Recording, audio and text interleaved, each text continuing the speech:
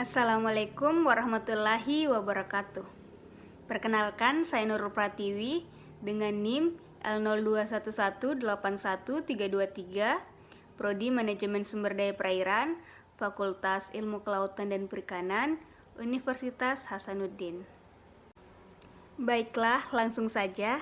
Di sini saya akan menjelaskan tentang beberapa materi genetika populasi. Pengertian genetika populasi. Genetika merupakan ilmu yang mempelajari tentang pewarisan sifat. Populasi merupakan kumpulan individu.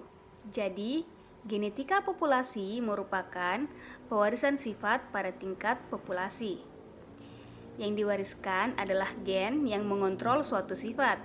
Karena pada tingkat populasi, maka yang diwariskan adalah frekuensi gen dari suatu sifat. Selanjutnya yaitu pengertian dari sel. Sel merupakan unit terkecil dari makhluk hidup secara struktural dan fungsional. Serta sel tidak dapat dibagi lagi menjadi bagian yang lebih kecil. Secara struktural artinya sel merupakan unit terkecil dari makhluk hidup, sedangkan fungsional artinya sel memiliki kemampuan untuk dapat melakukan berbagai proses kehidupan.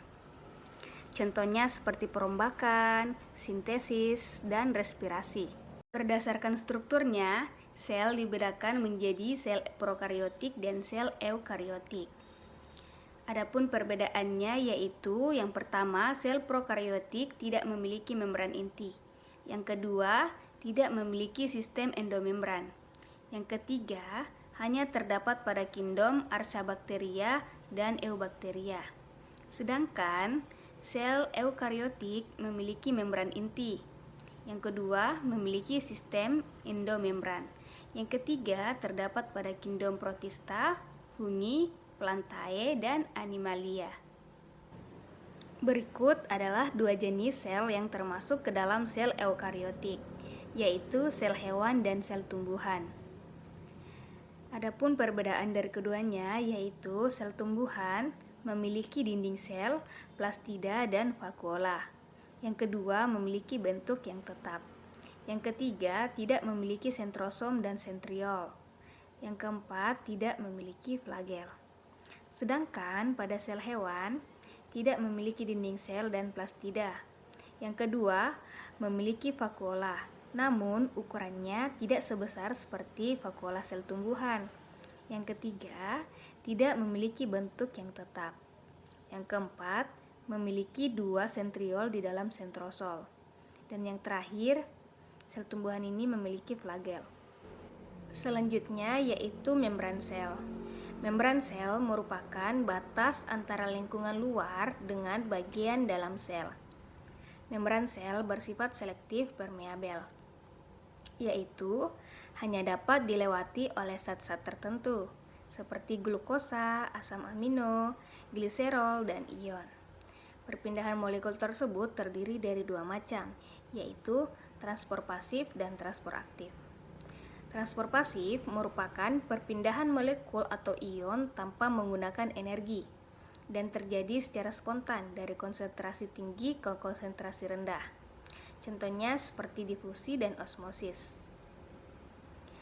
Sedangkan transport aktif merupakan perpindahan molekul atau ion menggunakan energi. Contohnya seperti pompa natrium, endositosis, dan eksositosis. Berikut adalah gambar dari membran sel. Membran sel terdiri dari lapisan protein dan lapisan lipid rangkap dua.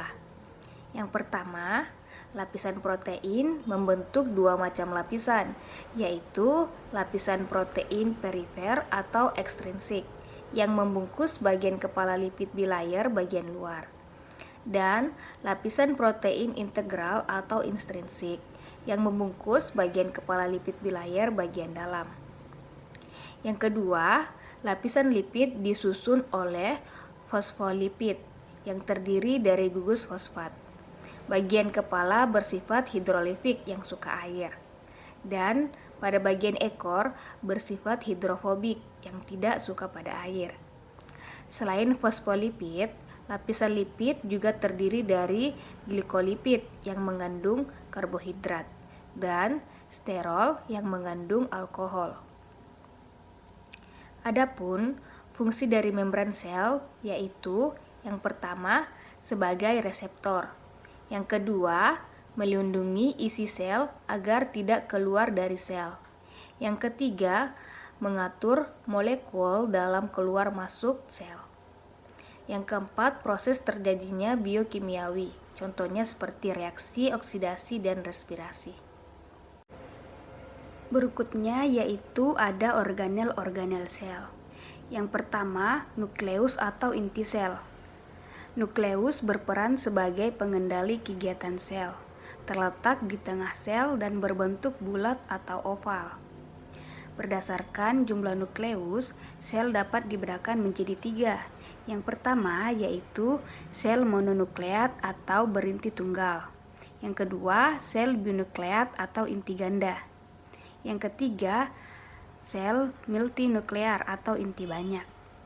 Adapun fungsi dari nukleus yaitu yang pertama, membran nukleus atau selaput inti berfungsi memisahkan nukleoplasma dan sitoplasma. Yang kedua, nukleoplasma merupakan cairan inti yang bersifat transparan dan semisolid atau kental. Yang ketiga, nukleolus atau anak inti tersusun dari fosfoprotein, ortosfat, DNA, dan enzim. Yang kedua ada retikulum endoplasma. Retikulum berasal dari kata retikular yang artinya anyaman benang atau jala. Letaknya memutar dalam sitoplasma atau endoplasma. Sehingga retikulum endoplasma merupakan benang atau jala yang mengelilingi sitoplasma. Berdasarkan keberadaan ribosomnya, retikulum endoplasma dibedakan menjadi 2, yaitu yang pertama retikulum endoplasma kasar, permukaan diselubungi oleh ribosom. Yang kedua, retikulum endoplasma halus, permukaan tidak diselubungi oleh ribosom. Yang ketiga ada ribosom. Ribosom merupakan organel terkecil di dalam sitoplasma. Terdapat 2 subunit yang menyusun ribosom, yaitu subunit kecil dan subunit besar. Ribosom disintesis di dalam nukleus dan berfungsi untuk sintesis protein. Selanjutnya yaitu mitokondria. Mitokondria memiliki bentuk bulat panjang seperti tongkat dan terdapat pada sel eukariot aerob. Mitokondria tersusun dari krista atau tonjolan perluasan dari membran dalam, dan matriks mitokondria atau ruang dalam yang kaya akan enzim sitokrom, DNA, RNA, dan protein.